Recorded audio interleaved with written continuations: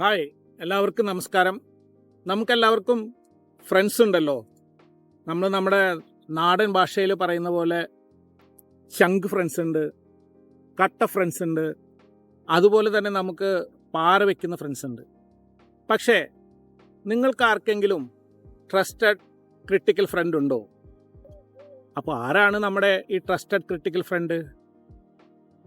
നമ്മുടെ പ്രൊഫഷണൽ ജീവിതത്തിലും നമ്മുടെ പേഴ്സണൽ ജീവിതത്തിലും നമ്മളെപ്പോഴെങ്കിലും വഴിമാറി പോകുമ്പോൾ നമ്മളെ ധൈര്യപൂർവം വിമർശിച്ച് നമ്മളെ അത് പറഞ്ഞ് മനസ്സിലാക്കി തരുവാനുള്ള തൻ്റെ ഇടമുള്ള ഫ്രണ്ട്സാണ് നമ്മുടെ ട്രസ്റ്റഡ് ക്രിട്ടിക്കൽ ഫ്രണ്ട്സ്. അപ്പോൾ അതുകൊണ്ട് നമ്മുടെ ഫ്രണ്ട്സ് സർക്കിളിൽ നിങ്ങളൊന്ന് ആലോചിച്ച് നോക്കൂ, ആരാണ് നമ്മുടെ ട്രസ്റ്റഡ് ക്രിട്ടിക് ഫ്രണ്ടായിട്ടുള്ളത്? അതുപോലെ ഒരുപക്ഷെ നമ്മുടെ റിലേറ്റീവ്സ് ആയിരിക്കാം.